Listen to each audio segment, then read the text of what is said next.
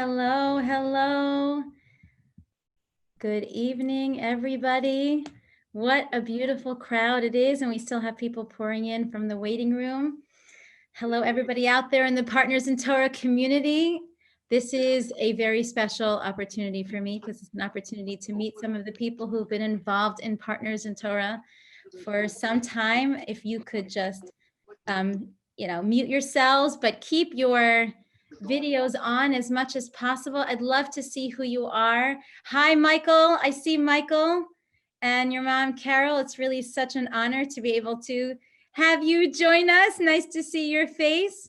Just a quick show of hands. Who's part of the Partners in Torah community now? Who's learning with Partners in Torah?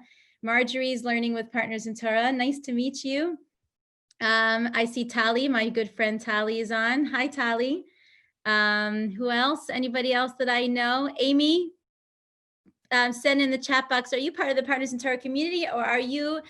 Yes. Okay. Very nice. So I'd love for people to pour into the chat box. Tell me the city that you're from, how long you've been part of the Partners in Torah community. And if you're not part of the Partners in Torah community, welcome to the family tonight. We love having guests and we hope that you become part of the family one day soon. We have Miami Beach. That's where I'm tuning in from. That's really nice. Amy, it's really nice to meet you. I hope I get to meet you in person one day. And we have Marjorie from Maryland. Hi, Adina. I love hearing you. Boca Raton. Abby, it's good to have you in here from LA. Very nice. Chicago, Palm Beach Gardens. Karen, that's not far from me. So I'll see you soon one day. Toronto, Pittsburgh, Harrisburg, Pennsylvania, about 5 years learning with Partners in Torah. Spring Valley, New York is really very special. This is quite a national feeling. I really feel very honored. More than 10 years with Partners in Torah from Seattle, New Jersey, California. This is really remarkable. Thank you for joining us. So some of you might have seen some of the things that I've been putting in the newsletter. You've received some emails from me. Some of you might have joined us in the big challah bake where we had 2,500 people join us throughout the course of the evening. My name is Adina Stilerman. I am the senior educator for Partners in Torah, and I'm kind of the new kid on the block. So it's nice to be able to meet people and to be able to share some wisdom with you. Tonight, we still have people pouring in, so I'm going to run my mouth for another 60 seconds. I see Rachel just joined. That's you, Rachel Rabinowitz. Nice to meet you. And Esther Shuri, nice to meet you. Fran, welcome to the room. Are you just 2 hands up if you're part of the Partners in Torah community? 1 hand up if you're a family member. If you're just joining us tonight, 2 hands up. Woohoo! 2 hands up. Very nice. Okay, this is lovely. So let's get started. I see that there's quite a large age range here. So I'm going to go out on a limb and assume that we've got a lot of different ages and stages in the room, which means we've got people who are parents, people who please mute yourself, please. Let's see if we can change the setting before we get started. Let's change the setting to mute everybody. Okay. We have people like Karen, who's got Michael all grown up, but never out of the house. Once you've got Karen as a mom, you'll always be her kid. And I see some people who have young children. Send to me in your chat box. Tell me if you have kids that are young.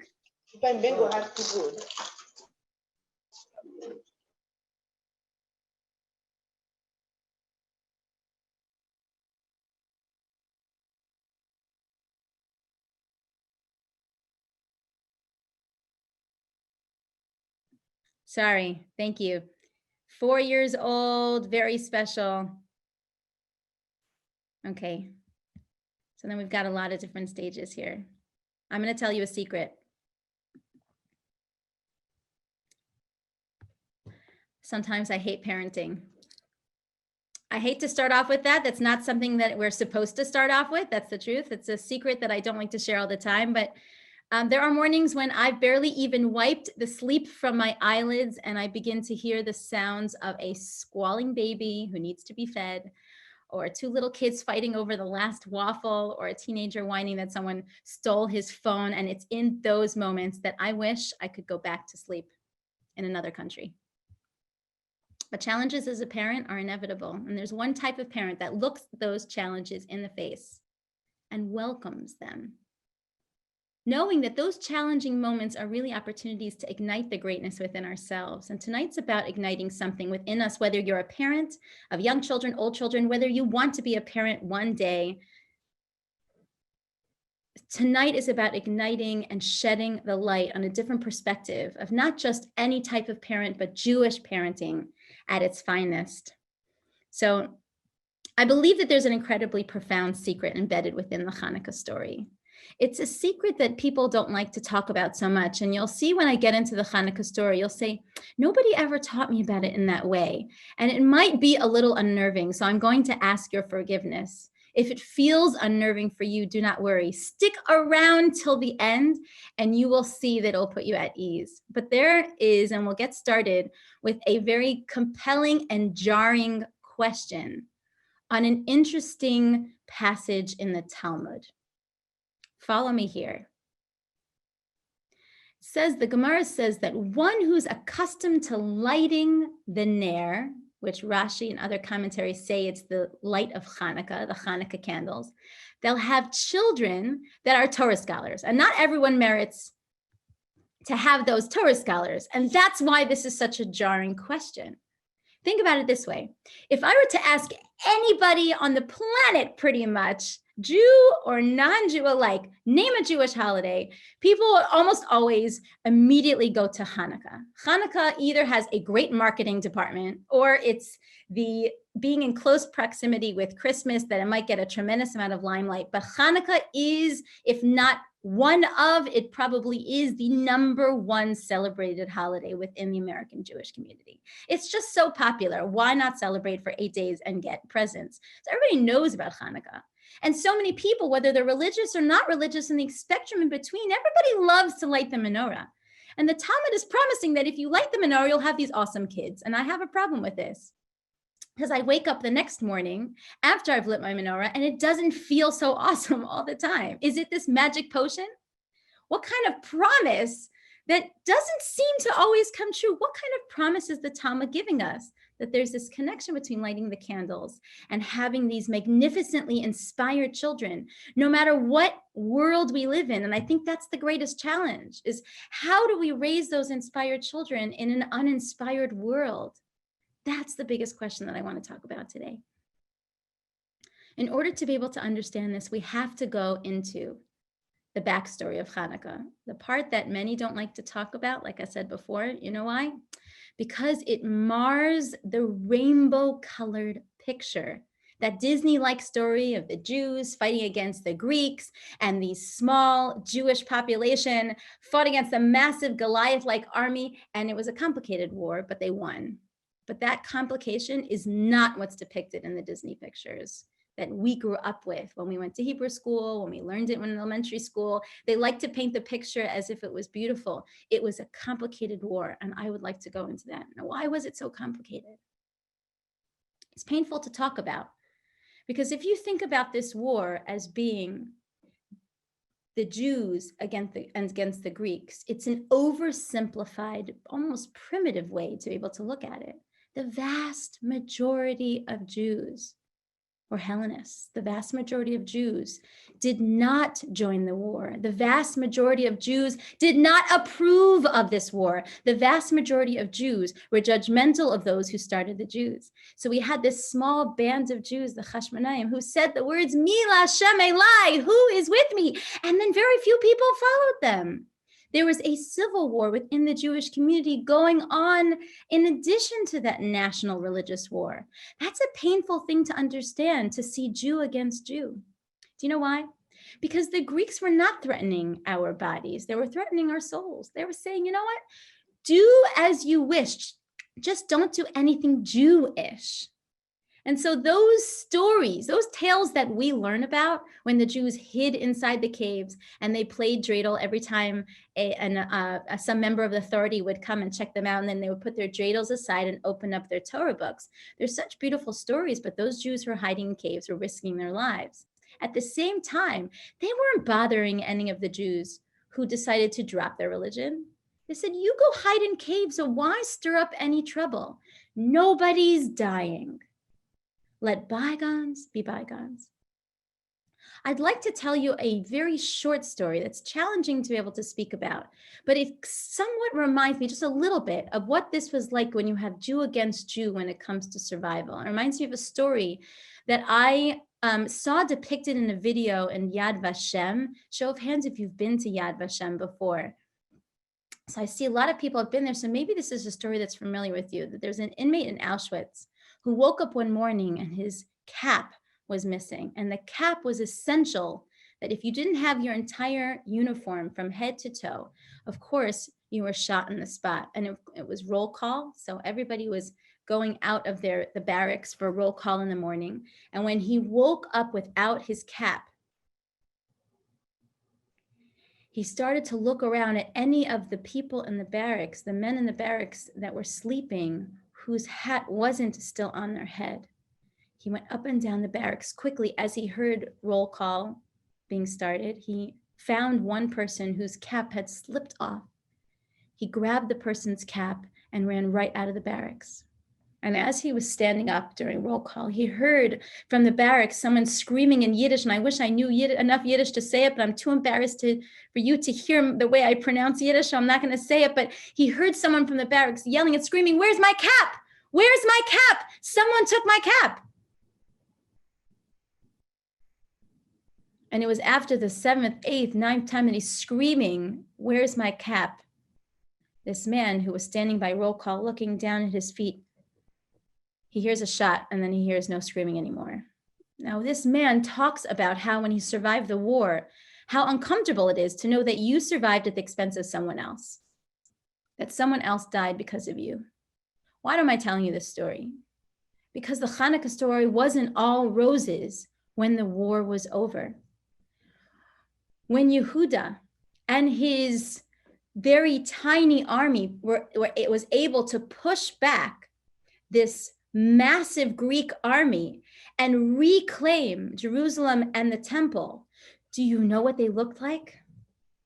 They trudged, they pulled their tired feet up those steps, and they quite possibly stepped over human bodies, people who lost their lives because of the war that they started. They quite possibly were downtrodden, wondering, is this the right thing in the first place? They had no idea what was going to play out. They felt they were doing the right thing, but they also knew that quite a lot of Jews turned to them and said that this was possibly not the right thing to do in the first place. This is a unique time in history where every single other time where we see people fighting against us, stripping us of our abilities to practice as Jews. Every holiday celebrates the same thing, or we are persecuted and we won. It's always people fighting against our physical lives, but not with the Hanukkah story. The Hanukkah story is where they were fighting against our souls, but we were quite safe in body. It is not a simple thing when it comes to Jewish law to wage war like this. And the big question was God the reason why we won this war, or was it just luck?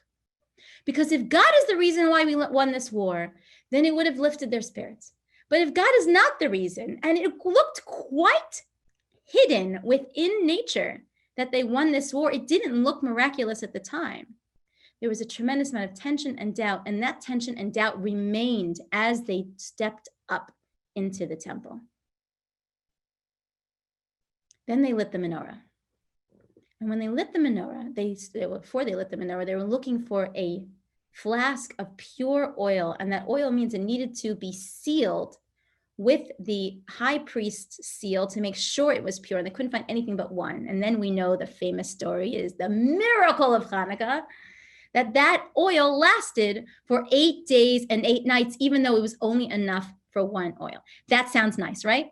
Yes, absolutely. Sounds wonderful, except it's not so wonderful. Do you know why?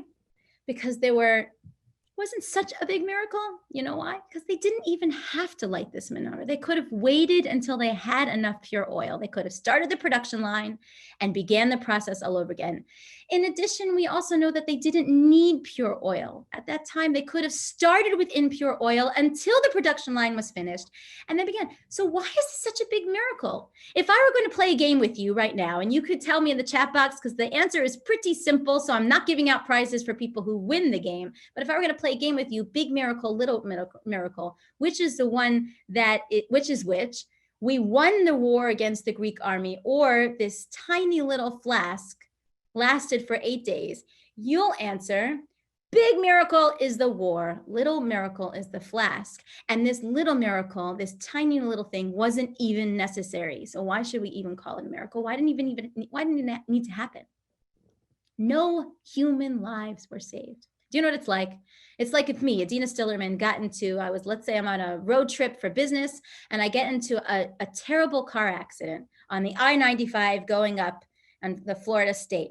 Head-on collision with an 18-wheeler truck, and I have a tiny little mini coupe. That's how bad it is. And imagine my entire car goes up in flames. And I manage somehow, miraculously, even though all of the people who stopped their cars are just looking at my entire car going up in flames, I managed to somehow crawl out and survive. And they quickly call an ambulance, put me onto a stretcher, bring me to the local hospital, move me from the stretcher onto the hospital bed. And they see it open up my eyes. What a miracle. Nobody could have ever survived this. That's amazing. I take out my phone. Miraculously, my phone has survived the collision as well. And imagine this. My phone battery, obviously my charger's still in the car, my phone battery lasts for 8 days and 8 nights in the hospital. You'll ask me, 1 year later, when I'm celebrating with my family about this miracle, what will I want to remember most? The fact that my phone battery lasted for an extensive period of time beyond the 24 hours that it was intended, whether it was an iPhone, doesn't really matter. Or was it the fact that my life was saved from a burning car? I see people, Michael's laughing about this. Fran is like looking, where is she going with this? 1 year later is when the people got together to be able to formulate Hanukkah, the holiday that we know today. That's where they got together to figure out, how will we remember what happened 365 days ago? How will we remember? In what will be the symbolism of those great days, of this great war? And they quickly turned to something called oil. It would be the equivalent of me remembering the phone and not remembering the head-on collision and my survival. What is it that they are trying to call our attention to? Why is this so crucial? Why is it the oil is the one thing that we are so obsessed with when it comes to those 8 days? Not only lighting it, we're eating it, we lather it, we do whatever, we bathe in it. No, this is not true, in case you're asking. We do whatever it is to be able to incorporate this message of the oil into our lives. And truth be told, it is the Gemara that almost completely omits this concept of a war at all. It's a glaringly conspicuous message to us today in 2020 as we still light our menorahs. And it's connected to that original Gemara that I told you about before, that somehow, magically, it is the lighting of the menorah that gives us a promise that the people who are witnessing us lighting that menorah in the room with us are children from a young age. Somehow, magically, there is some type of pixie dust reality that it will make an indelible impression on them. It might even transform their lives. So how does this work? I'll tell you something interesting.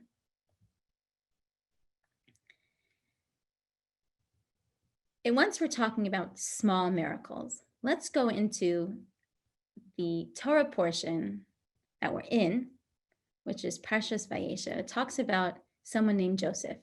It's a tiny little miracle. It's so eerily similar to this miracle, a miracle that you can almost look over, that you don't even notice, that there was also a tiny little miracle that happens with Joseph at a very dark time in his life after he's sold by his brothers. He's abducted and he's carried over into Mitzrayim, into Egypt. And the question is, what was this miracle? That the people who picked him up in order to carry him on this journey to get him to Mitzrayim, the first people to pick him up were called the Yishmaelim. Rashi says something fascinating. And it's so easy to look over this, but it's just magnificent when you look into it, the context of the message we're talking about now. Rashi says that usually Yishmaelim actually carry disgusting smelling things, tar, Itron it's called. It carries these like horrible foul smelling items. Rashi says that God somehow created a little miracle or a favor for him that all of a sudden they were carrying pleasant spices. Now, let me ask you something, ladies and gentlemen of the Partners in Torah community. I don't know about you, but if I was abducted from my family, not only that, my family were the ones who caused this abduction. If I was sent away, I was the king of my family, and now I'm being sold as a slave. This is my life is over. I'm not quite sure that the smells of the caravan that is taking me to that is pulling me into who knows where I was going. I'm not quite sure that I care about how it smells like. So the question that I would have liked to ask Rashi at the time was, why does this matter? And I'll tell you something beautiful. Little miracles matter. They matter for the following reason. Because Yosef was in danger of thinking that he was being abandoned or forsaken by Hashem. Wouldn't you feel that way as well? There was a tiny flash of light in the dark of his life, that there must be some type of plan. That smell was not an isolated chesed. It was there to be able to give context for that journey. Should I tell you what that means? Context is important. So imagine you show up at your house after a long day of work and you see a very sizable package on your doorstep. If it's an Amazon package with a plain box, whatever it is, and you might think to yourself, oh, it must be something that I ordered. It could have been your groceries. It could have been, the knife set that you needed to replace in your kitchen. It could have been anything, correct? But let's recreate that story for a minute. Stop, rewind. Show up at your doorstep after a long day of work. Imagine there's a sizable package on your doorstep. Make one change in the story. It's a tiny little change. And you know what it is? Imagine it's wrapped in gold and white paper with a beautiful gold bow. Now what are you thinking? You're not thinking, oh, it must be this that I ordered or it must be that I ordered. You know what you're thinking? Put in the chat box what you're thinking. What's the first thing that pops into your head when you see something with the tiniest of change, just wrapped in paper? The first thing you think is it's a present, a gift from who, right? Your first question is, who's it from? And how do you feel? Immediately wanting to connect to the person who gave you that gift. And this is remarkable. The tiniest slice of paper with a little bit of color will completely give context to your feeling when you look at that present and as you open it up. Does it change the monetary value of that which is inside the box? Not one bit. Does it change the emotional value? Does it change the relationship? Does it change the context in which you look at that? Absolutely. It changes the value exponentially because that wrapping paper is a symbol that this item is not something that you only need. It could have been a washing machine in there, which you might actually need, but once it's wrapped in paper, you know that it's not just something that you need, but it's an expression of a relationship. It's love. And it's just a piece of paper, ladies and gentlemen. That's all it is. But it is that paper that gives context. And I'll give you the context that I love most, which is given by someone named Rav Chaim Shmulevitz. Rav Chaim Shmulevitz was a remarkable person who unfortunately passed away. I think he was born in 1902, passed away in 1995, I believe, 1994. He was a remarkable human being. He was the head of one of the largest yeshivas of the world, if not, and arguably the largest yeshiva in the world, the Mir Yeshiva. And he's actually my rabbi's rabbi. So this is a very special piece of Torah for me personally. He says, what's this menorah? This miracle that we don't need. Can I tell you what he says? And he gives an analogy. Imagine you have a bird's eye view into someone's home as you watch a baby being cared for. And you see that the baby is being cared for by a babysitter who was hired for a few hours, and the baby needs changing. The babysitter picks up the baby, changes. Amy, you nod. Have you heard this before? Amy sees. She's like, no? Okay, you ready for this? This is beautiful. You're going to love this. The baby needs changing. The babysitter picks up the child, changes the child, then puts the baby back down again. That's what babysitters do. You know why? Because they're hired to do that which the baby needs, what's necessary. But if you have a bird's eye view of this home, do you know how you can tell the difference between a babysitter and a mother? This is beautiful. The difference between a babysitter and a mother is after the mother picks up the child and changes the child, she smothers that baby with kisses.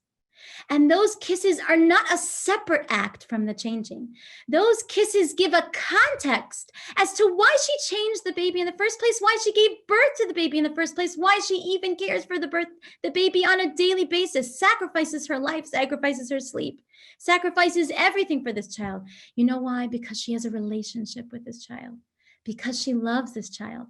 And it is the kiss that she administers after the changing of the child that gives the child a feeling of love. The child knows why it is that the mother does what the child needs. And also give you, the viewer, that bird's eye view, you know that mother has a relationship. The mother loves the child. So Reb Chaim Shmulevitz says something so beautiful. What is this menorah? What is the miracle? Let's go back to that story. The story of the downtrodden Hashmonaim after the war, the civil war, where the Jewish people themselves were broken apart, that they were not united. And they trudged up the steps of the Holy Temple, not knowing what this war was all about. They were in desperate confusion. Where was God? And then they lit that menorah. And do you know why they lit that menorah?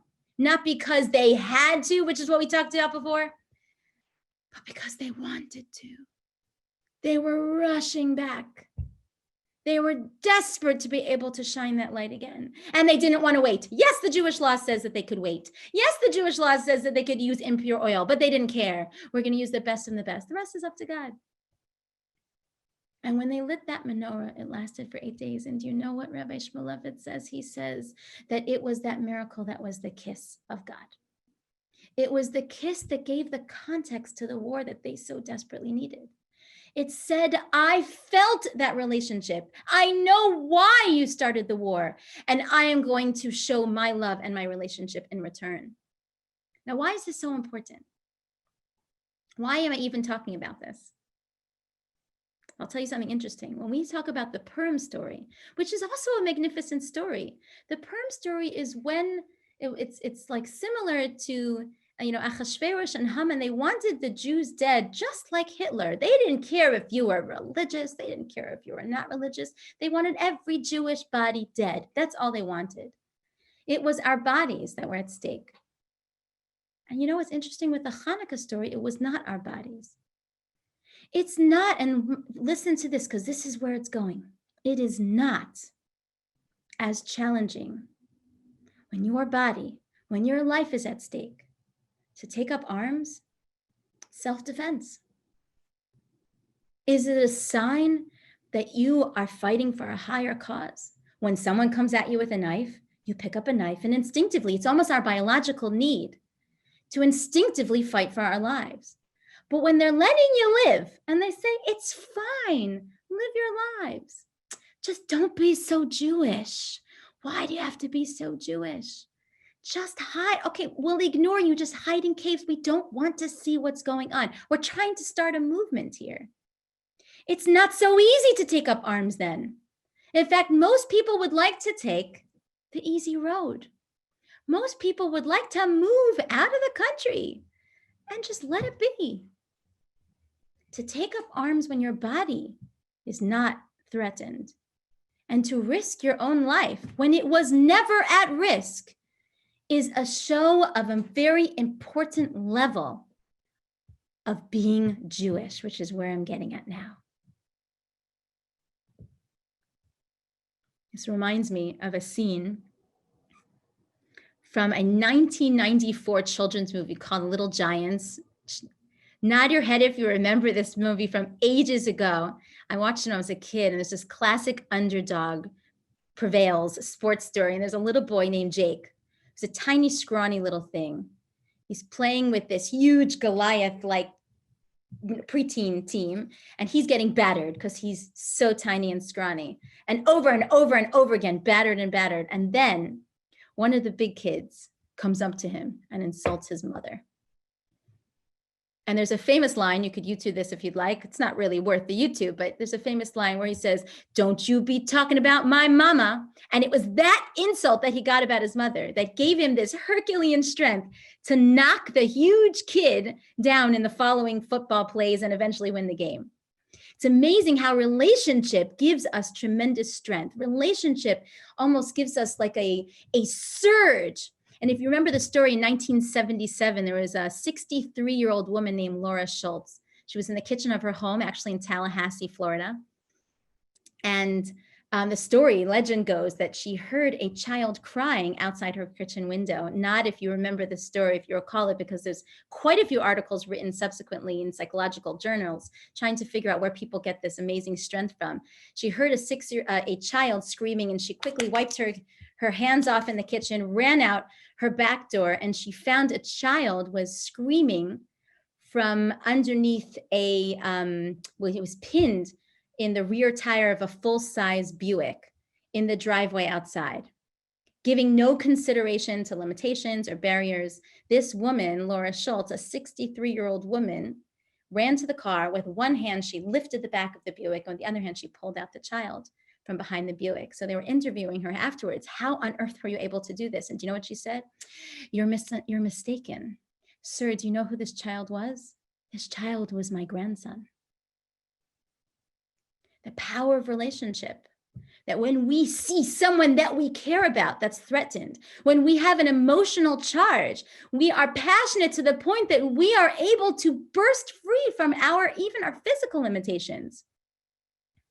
And we can accomplish that which nobody could ever dream that we could accomplish, even ourselves. Relationship is everything when it comes to what we do in this world. Do you know what the Rambam says about the mitzvah of lighting menorah?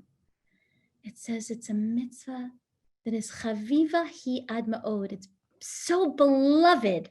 It's like cherished, it's delicious, it's beautiful. And the Rambam talks about all the mitzvahs and never once uses that phrase. Everything. We're talking about like biblical mitzvahs. Tzitzit, Yarmulke, Shabbat, like some really big, gigantic ones, apparently pale in comparison to its belovedness, to the belovedness of lighting the menorah. Do you know why? Because it was the war where we told God, "Don't you be talking about my mama," we told the Greeks. "Don't you be talking about my God." They were so emotionally connected to Judaism. It wasn't a religion for them, it was a relationship. And therefore they felt compelled that they had to take up arms, even though it was not their lives at stake. And how do we remember it? We remember how God returned the kiss.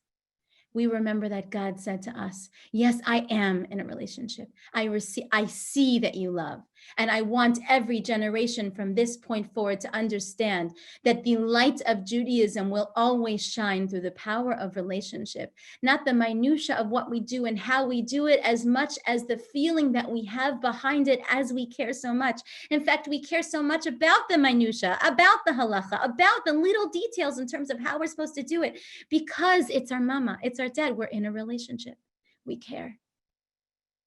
And therefore that kiss was important. Now, why am I specifically bringing this up now? I want to tell you a little bit of a frightening story. And I wish I remembered the name of the film, but a few years ago, I was asked to lead a question and answer session or give commentary to a film in the Miami Jewish Film Festival, which is a pretty prominent festival here that shows films from all over the world. A lot of them are Israeli films or films from producers in France, etc.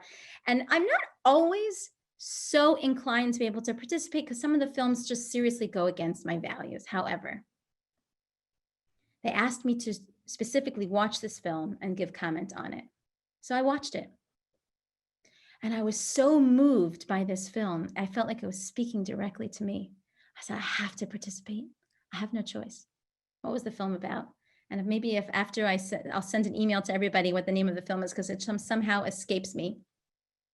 But it was a film about a man who lives in Israel, who is a Holocaust historian working for a very prominent organization or company in Tel Aviv, huge, gigantic building. And he was spearheading a specific law case or lawsuit with a Polish city that was plotting to build a shopping mall over what he hypothesized based on his historical evidence was a mass grave that had yet to be determined as a mass grave and memorialized appropriately. The passion that you see through the art of film with this actor who portrays this man, this historian, who is a devoutly religious Jew. And he is so passionate to make sure that the sacredness of human life is preserved. And he's trying to block the shopping mall as he's gathering evidence from the archives, the secret archives within his building. Now, there's a subplot that's running that is seemingly not connected. And that subplot is the fact that he's divorced and he has a young son and he has shared custody over this son. How old is the son? Just shy of bar mitzvah age. So you can imagine that every time the son comes to his house, he's training this kid and encouraging this kid to practice the Torah laning. And you see him, like his rigidness, every time in the background as he's focused on the lawsuit. And his son, he has his precious moments with his son. His son is practicing and he encourages him, practice again, practice again. And every time his son makes a mistake on a word, he turns to him and he says, oh, you got that word wrong. Say it again, say it again. And he keeps his son in line religiously, making sure that every single word for his bar mitzvah parsha is said to the T, every dot is pronounced. It's almost irritating as you watch it. And there's a massive turn of events in the film. How does the turn of events go? Somehow, when he is going through the secret archives, he finds a testimony from none other than his mother. And he had no idea that his mother gave a testimony after the war. And he was wondering, why is it in the secret archives that he needed to gain access to? And he secretly takes his mother's file home with him. And he watches the video of his mother tell the story about the fact that she was not Jewish. She worked for a Jewish family during the war as their housekeeper. And when the war broke out, she was afraid and begged the Jewish family to take her with them and pretend that she was part of their family. She went to Auschwitz. After the war, she survived, met a Jewish man and married him, never converted. And as he's watching his mother on the screen tell the story of the fact that she wasn't Jewish, he realizes that he is now in his, what seems to be in his 40s, finding out that he is not halachically Jewish. And I'll tell you what's so fascinating. What do we see happen? Throughout the next few scenes of the film, we see that he starts to give up on his Judaism.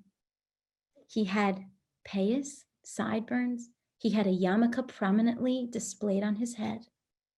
We see him devoutly praying every day. And do you remember how meticulous he was in making sure that his son was reading every single word of his Torah portion to the T? Do you remember that part? All of a sudden, he sheds everything within one scene. After the film closes, I was so moved. I was moved because before my eyes, I was able to see a man who was so meticulous and so careful and so attached to the details of religion. And somehow, the moment he finds out he's not Jewish, he sheds his entire identity in an instant. Why?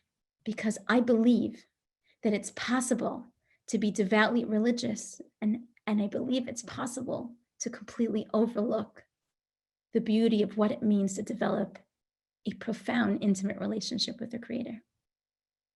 And therefore, when that identity is put to the test, and when you are challenged by it, it's easy to shed the burden, because we said relationship is what carries us through. Relationship is what enables us, what motivates us to sacrifice on the highest level. It's a remarkable thing to see. When we read the Jewish anthem of over 3,000 years, well before the Hatikvah was composed, the Jewish anthem was always the Shema, where we take our hand, we cover our eyes. And the paragraph after that, what's the theme? The theme is V'ahavta es Hashem Elokecha. It's about love. In order to truly tap into the foundation of everything, of what it means to be Jewish, to tap into all of the people that came before us, ladies and gentlemen.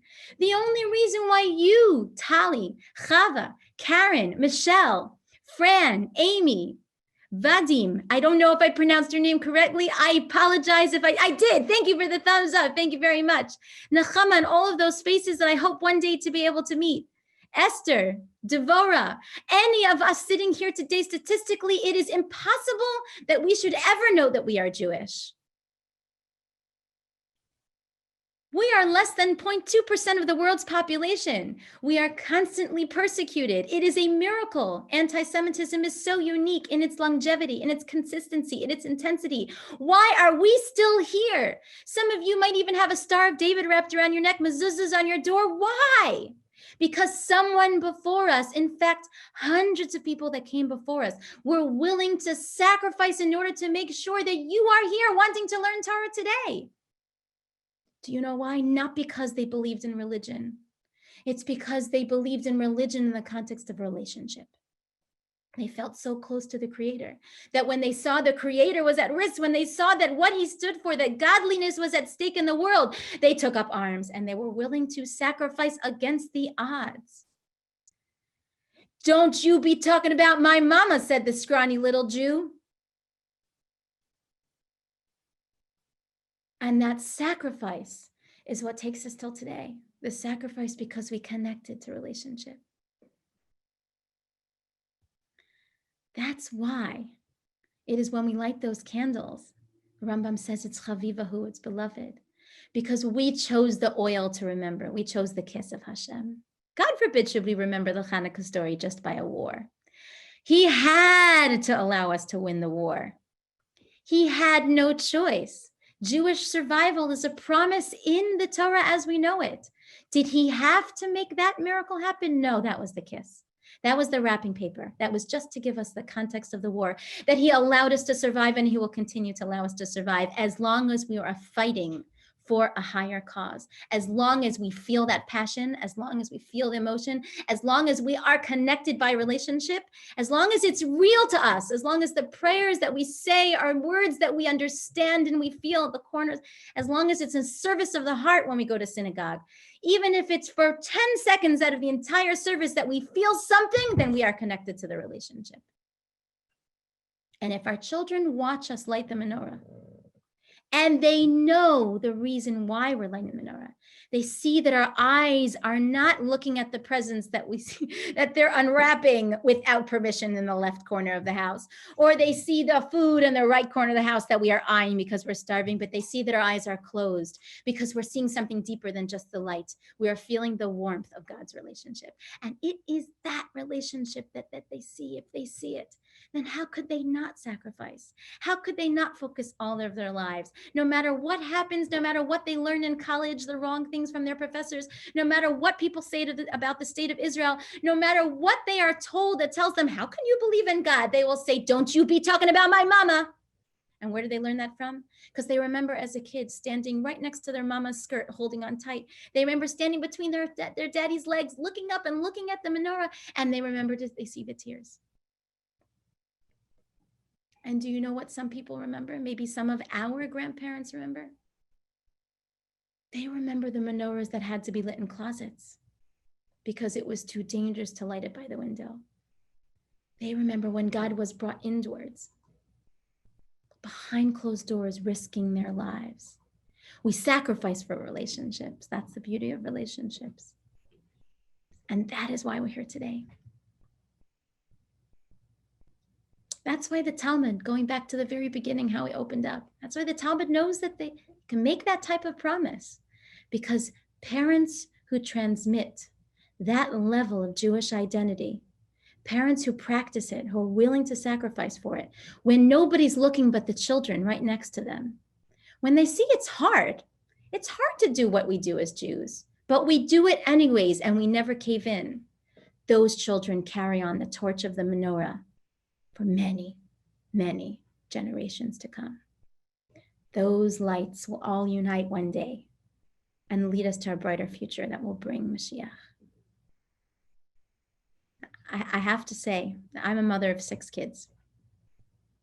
It's not an easy thing all the time. My religion's tested. And I'll tell you a very, very small story, tiny little story, and I'll end with this story. It's so seemingly insignificant, to be honest with you. You'll say, Adina, that's not a mind-blowing story. There's no miracles there. It's a story of a tiny little sacrifice. Jewish mama. One day when I had a choice. I keep Shabbat.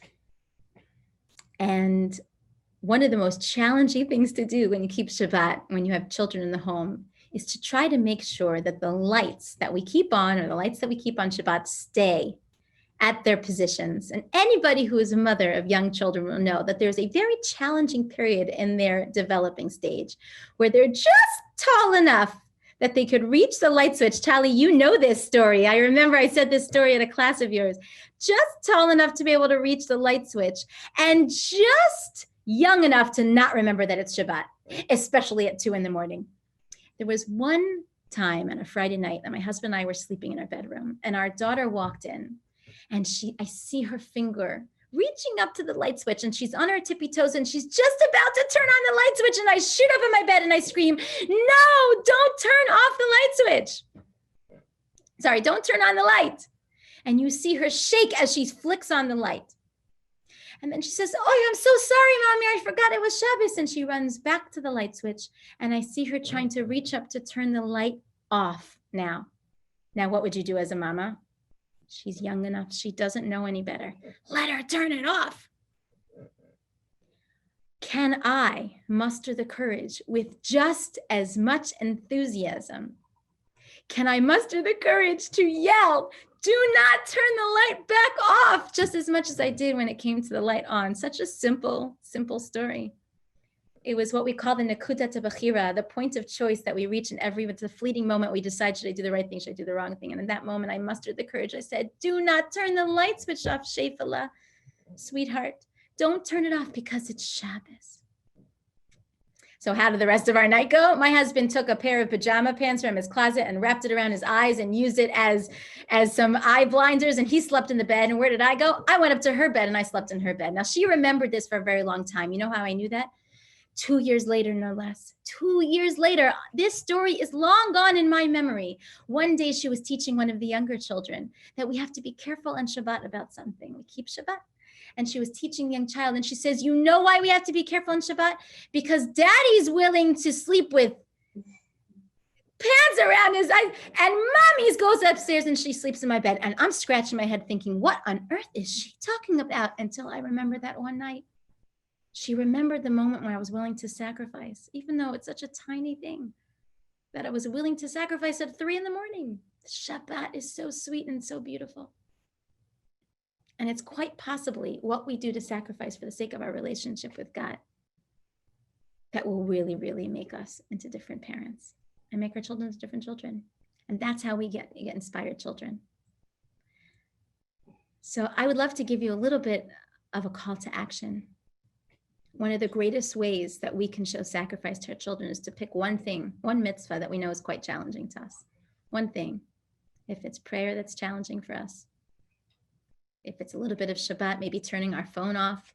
That's so hard sometimes. Anything. Maybe it's we're learning Torah with our partner every single week.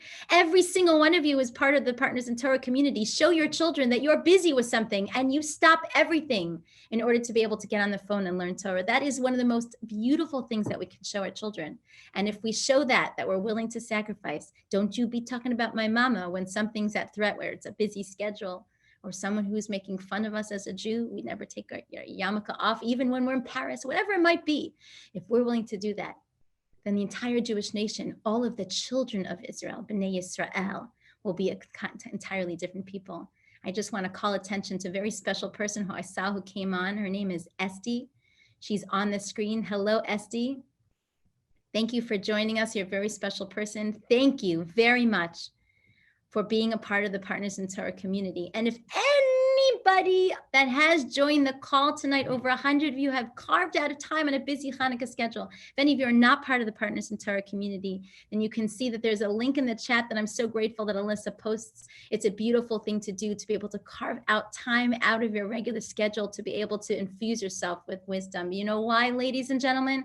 Because the world in which we live is overfed information from every platform of our lives. We are inundated with information, but wisdom is so hard to find.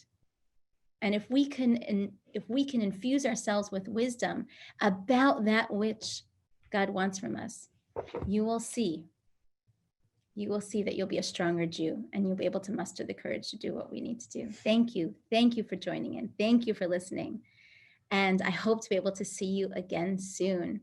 Over and out, and happy Hanukkah to everybody.